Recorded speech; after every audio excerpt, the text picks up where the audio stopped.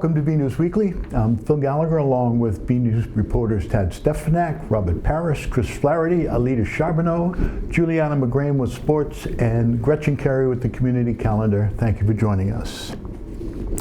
The Burlington Select Board has announced that Town Administrator Paul Sagarino will be departing in May to accept a position in another municipality.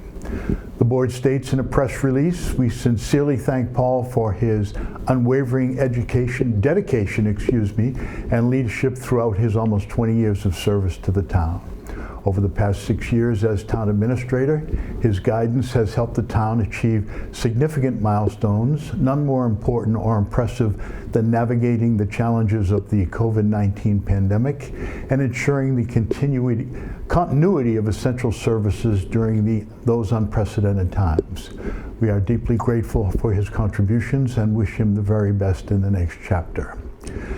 During the next few weeks, the Select Board will be working with staff to determine the best way to proceed to ensure a seamless transition for the town and a plan for selecting a permanent replacement. We here at BCAT want to extend our thanks to Paul for his unwavering willingness to appear on BCAT on any subject that we chose and his commitment to the town in general. The Burlington High School Building Committee hosted a second community forum this past Wednesday. Chris Flaherty was there and has the story. The project team and committee behind the construction of a new Burlington High School held a forum in the BHS auditorium the evening of February 12th to provide an update on where the project currently stands, as well as hear comments and feedback from the public. I thought tonight was a really good night. I think you heard that in a bunch of the comments from a number of the participants that they felt that their voices were being heard, that a lot of different opinions are out there from community residents, town meeting members, Ways and Means, and all of that information is basically brought to the school committee and will influence their decision ultimately. I really appreciate the amount of people who showed up to ask their questions and express their opinions. I hope we addressed a lot of the questions that people had about flooding concerns and lighting concerns. I appreciate the abutters who are here this evening and, kind of expressing what their feelings are. What we need to do is make sure that as a committee that we come up with a solution that can be supported by the whole community. And as I mentioned, that really it's all about the students. As part of the evening, Burlington High School students offered tours of the building, sharing their firsthand experience with community members. We knew we were already doing the tours, but I thought, why not have the students show people what they do on a day-to-day basis. It was kind of cool to show them the boiler room and then also like the process it takes just to go from the gym area to the history hall area. It's a long walk and we only get a 4-minute passing time. You always love to help the community, especially with this very important project. I've been at the school for 4 years and I can tell you this is a much needed renovation, even though this is a place that I love, a place I hold dear in my heart, but new times, new buildings, right? Until next time, this is Chris Flaherty for BNEWS Weekly. The forum can be seen in its entirety on the BCAT website. Superintendent Conti was recently in the BCAT studio with project manager Terry Hartford of Dorr and Whittier and principal architect of TAPI, Chris Blesson, to give the community a 3D view of the options they are considering. Check out our website to see all the options. That'll be up in a day or two. The BHS cafeteria was filled with local businesses and students at a recent career fair. Tad Stefanak has more. Looking to the future, Burlington High School's Career Gateway program gathered businesses and high school students for their Career Exploration Fair. So we're hosting a career fair today for our high school juniors and seniors. We did a workshop with the kids ahead of time to teach them how to do an elevator speech. And we have a wide array of different careers represented here, from healthcare, education, the arts, engineering, the trades, and it seems like there's something for everyone. I mean, it's very cool seeing all these different jobs that kids can go into. I'm personally interested in forensic pathology, and I was able to go talk to the police precinct about good paths to go for my degree. The job fair, it's pretty interesting. It's nice. I mean, it's good to get experience of these real world things and also to learn. Because as at least me and a lot of other people in my grade, we're all seniors, we're all preparing to go into college. I like knowing that what I'm going to college for and being able to look more exclusively at like other teachers that have come and different jobs like social working and stuff, because I don't really get as much access into that every day. It's different from what we learn in school because I'm going to be majoring in business, so as much as I like learn in the classroom and like to do that, like it's interesting to actually talk to people who are in like the business world, so it's cool to see what they do in their like jobs and see kind of what maybe I'll be doing in the future. And it'll be interesting to learn about the different careers that may link to our different majors or any of our other life paths. So I really think it is an educational and a really beneficial experience. Wow. From the Burlington High School cafeteria, this is BNEWS. Starting now. The Burlington Police Department promoted 2 detectives, Patrick Lyons and Christopher Kelly, to sergeant in a ceremony held on Monday night. Sergeant Lyons grew up in Burlington and graduated from Westfield State University with a bachelor's degree in criminal justice. Sergeant Lyons joined the Burlington Department in 2015 and served as a patrolman, field training officer, traffic safety officer, detective, and youth services detective during his time with the BPD. Sergeant Kelly grew up in Watertown and graduated from UMass Lowell with a bachelor's degree in criminal justice. He is now working toward a master's in public administration from the University of New Haven. Sergeant Kelly joined Burlington Police in 2021. He has worked as a patrolman, a field training officer, a traffic safety officer, an assistant technology officer, a system administrator for the records management systems, and a technology detective.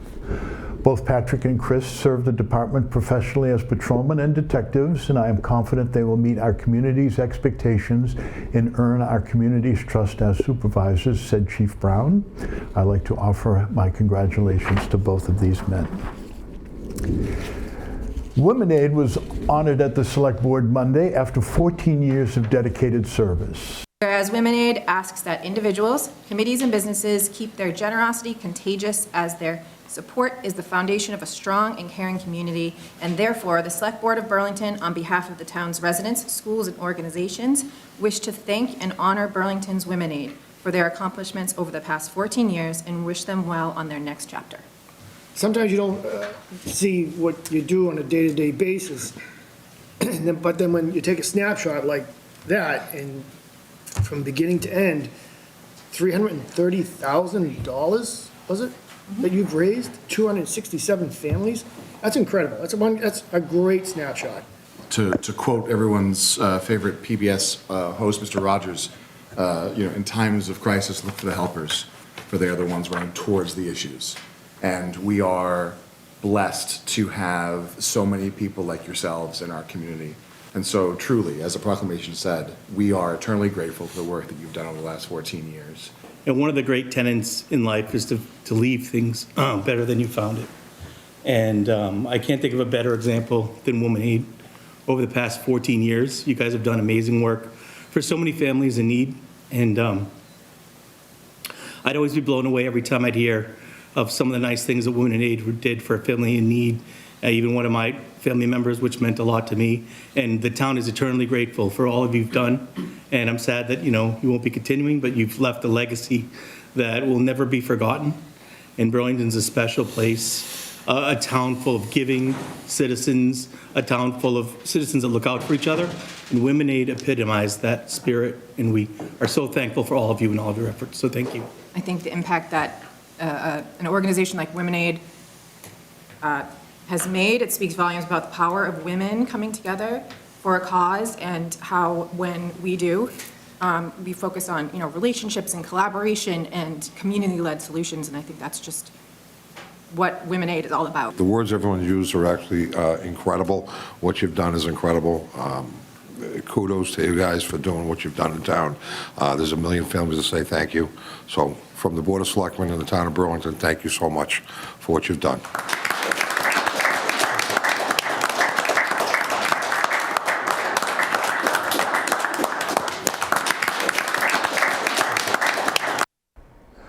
BNews is currently working on a feature to profile the work of Womenade. Stay tuned. The Burlington Planet Fitness opened a brand new facility, and BNews reporter Robert Paris got an inside look. What's going on, everybody? I'm Rob Perez. We're here at the brand new Planet Fitness location. I'm on a spin bike. We're going to be talking to the regional manager and get a little tour and see what's happening here. Middlesex Turnpike has a brand new neighbor, Planet Fitness. It was a big upgrade for them after being in an enclosed space on the back of Ray Avenue. So we opened up this location on December 21st. So we've been in here for just over a month now. And the whole process took just over 30 days to renovate this entire building and move out of the old one and into the new. The biggest step of the process was letting every member know about the move. We did our best to let members know as they came in. We had stuff posted in the clubs. We also sent out email communication to those members because, not everyone comes every day or all the time. So there's tons of members that aren't in the club all the time. So we sent out email communication to them as well. I certainly had fun trying out the equipment. Anna Marie gave me more details on what it has to offer. So we have all brand new state-of-the-art matrix equipment for all of our cardio and our strength.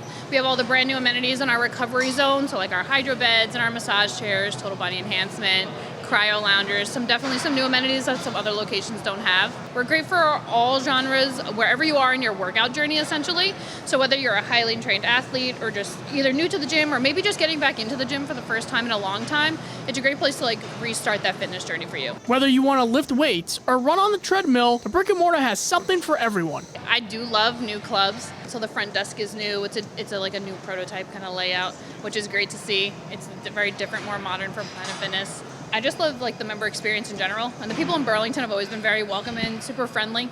I was newer to this area. I actually live in Rhode Island, so I commute up here for work every day. Well, that was a fun time we had here at Planet Fitness. I'm Rob Paris for BNEWS Weekly. I gotta go faster. Commerce will be holding an official grand reopening ribbon cutting for Planet Fitness on Tuesday, February 25th at 4 p.m. Prom season is fast approaching, and for the last 6 years, Joanna Schlansky has been leading the charge in the Burlington community to make sure every student has a chance to go with her annual contribution to the Belle of the Ball fundraiser. Belle of the Ball cleans and distributes prom dresses to high school students who would otherwise not have the opportunity to attend their school's prom. Schlansky estimates they have collected about 40 to 50 dresses so far this year, and her team is hoping to collect at least 300. Dresses can be dropped off from now until March 8th at the following locations in Burlington: True North Coffee Shop, Elite Realty Experts, and DeMoor Law, all located on Cambridge Street. All dresses will be professionally cleaned by Anton Cleaners and displayed at an invitation-only event in Boston for qualifying students. Another annual fundraiser that has gained a lot of momentum in town is the 5th annual HELPIS Teddy Bear Drive. Alita Charbonneau has more. I'm Alita Charbonneau for BNEWS Weekly. I'm here at the 5th annual Teddy Bear Drive at Caldwell Banker. It's a pretty exciting day. Let's see how many teddy bears they actually got. This year, we collected 1,412 teddy bears. That is so amazing. What was your goal the first year, 5 years ago? I think the first goal was around 300. We wound up with 371. The local community always exceeds our expectations, so this year we were able to break our goal of 1,400. How did this all begin? What gave you the idea to start a teddy bear drive? So when I first met Joyce Delianis, the founder of HELPIS, she really had this idea of, wouldn't it be great if you guys did something? And there was always a huge need for teddy bears. Doctors from local hospitals and cancer centers in Boston have a huge need to give a kid a teddy bear to love. So we thought, wouldn't it be great to do a teddy bear drive for Valentine's Day? There is someone, Diana, she made hoodies for all the teddy bears that says "You are loved." She donated 38 teddy bears. She has a little son, Bryce, who usually gets very involved. They made hoodies for the teddy bears. And wouldn't you know it, our interview was politely interrupted with the arrival of a generous donation of adorable teddy bears. Look at all these. That's incredible. See, it's such a great thing for the community. Kindness gives people a vehicle to donate and help when they may not necessarily know how to. We just are so thankful to everyone who took the time to donate a bear, to send us a donation. We are extremely grateful. Every little bear is super powerful to a kid who is experiencing illness or chaos or just is very unsure, so they'll have someone to love. What are your goals for next year? Oh, well, I'd have to say 1,500 for next year. The people of this community and surrounding local communities always surprise me, and they totally help me exceed our goals. Collections start at the beginning of February and are distributed in time for Valentine's Day to children battling cancer, living in homeless shelters, local kids facing hardships, and to the Burlington Council on Aging and other local seniors through HELPIS Helpers. 1,462 teddy bears in total were collected, and each one has sent a shockwave of joy, happiness, and kindness throughout the community. To donate year-round, check out HELPIS Facebook page. From Caldwell Banker, I'm Alita Charbonneau, BNews volunteer reporter. Happy Valentine's Day. Hopefully you've already made your Valentine's Day reservations and picked out those Valentine gifts, but if you haven't, you're in luck. Burlington has countless options for celebrating the holiday of love, and the Burlington Area Chamber of Commerce has a list of Valentine offerings throughout the town.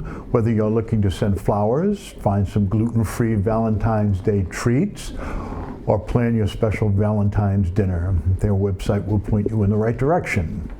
And why not follow up your romantic dinner date with a movie? The winter months are not always the biggest month for new releases in theaters, and considering the upcoming forecast, our in-house film buff Chris Flaherty recommends a few gems you can stream at home with your special someone. Head over to our website to check out the list. Up next is BNews Sports with Juliana McGrain, after we take a look at the community calendar with Gretchen Carey. Hey everyone, I'm Gretchen Carey, and this is your community calendar. On February 21st from 5:30 to 9 p.m., the Burlington Public Library will be having a community game night and pizza party. You are welcome to bring your own snacks and beverages. No registration is required. For more information, go to the library website. From February 21st through March 8th, the Burlington Players will be performing a production called Working for Crumbs by Kate Danley. For more information and tickets, go to burlingtonplayers.com. Also on February 21st at 6:30 p.m., the cinema series at BCAT will be returning. The movie they are showing is the animated version of How to Train Your Dragon. Attendance is free, but registration is required. To register, go to our website. For more community calendar events, go to bcattv.org, burlingtonpubliclibrary.org, and burlingtonrecreation.org. I'm Gretchen Carey, and that was your community calendar. Hey everyone, I'm Juliana McGrain, and this is your weekly sports report. Both basketball teams were at home last Friday against Wakefield, and we were there to catch all of the action of both matchups.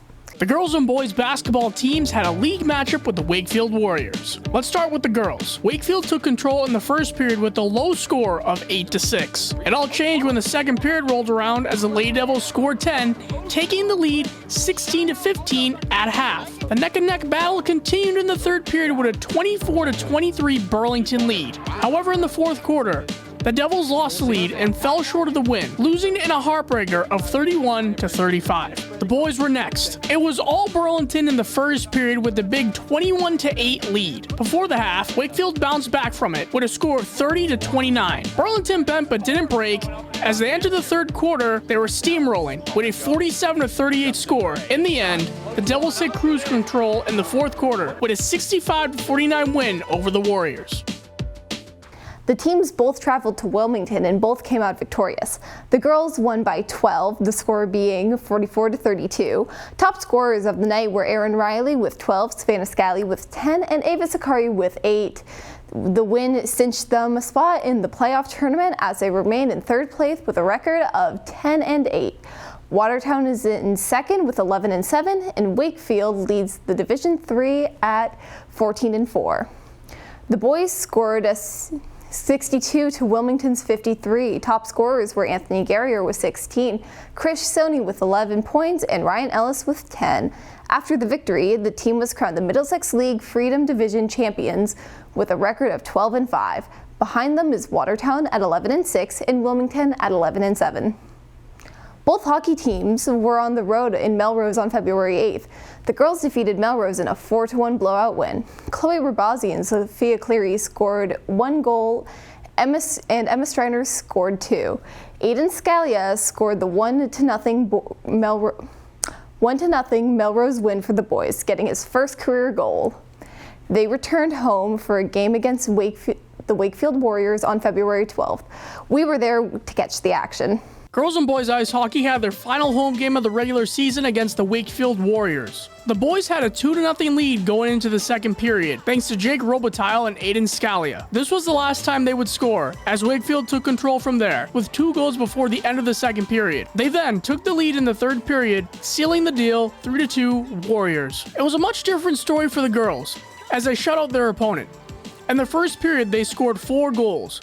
In the second, they scored another 4 goals, making it 8-0. Goals in the game were made by Emma Steiner with 4, Chloe Rabazi with 3, and Shayla Coker with 1. 8-0 Devils. Devils Wrestling competed in a quad meet against Bishop Fenwick, Northeast Vocational, Southwick, and Waltham on February 8th. The Devils went 2-3 in the quad meet, winning 48-25 against Bishop Fenwick and Northeast Vocational, 40-38 against Waltham, and losing to Southwick 34-47.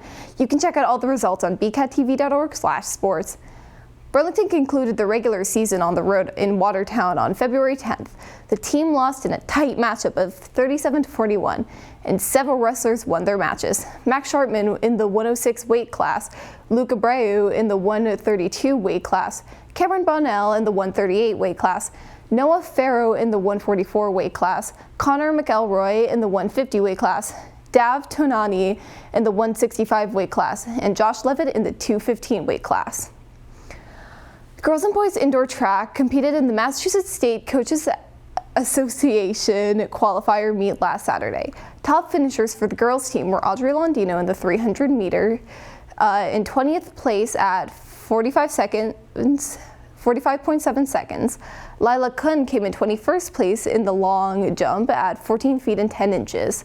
For the boys, Arav Tikar came in at 38th feet and 5 inches in the shot put at 18th place. James Mutabai came in at 21st place at 18 feet and 3 inches.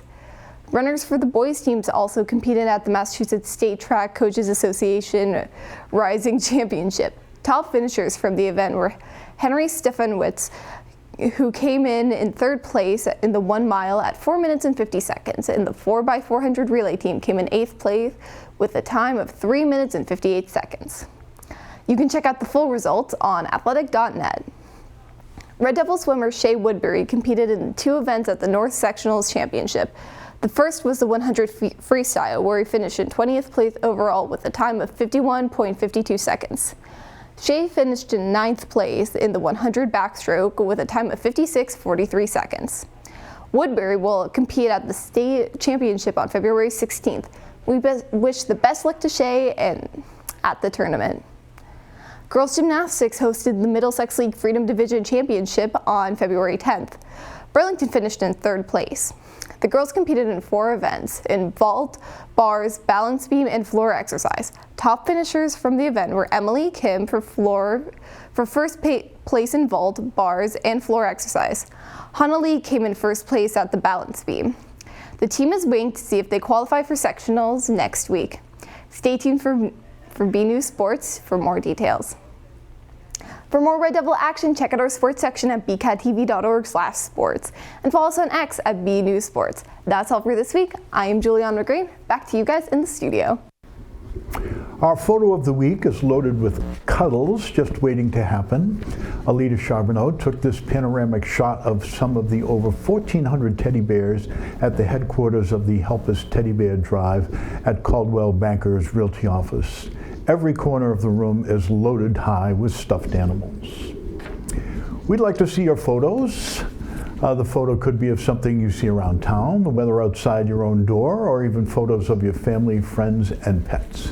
Whatever you think is interesting and would like to share, send them to bcat@bcattv.org with the subject line Photo of the Week. A few reminders. Goodnight Johnny's Idol begins this Sunday and runs from 4 to 7 p.m. We'll have more updates on the competition as it progresses in the weeks to come. If you and your family are looking for something to do with the kids while the kids are on vacation next week, the Mass Department of Conservation and Recreation has announced its lineup of 79 free, engaging, and educational programs at 20 state parks and watershed areas across the state. You can visit the department's website for its full lineup of programming and location. That's it for BNews this week. Stay tuned after this broadcast for a Valentine edition of Happy Reading with Alita Charbonneau. I'm Phil Gallagher, and we'll see you again next week. Thank you.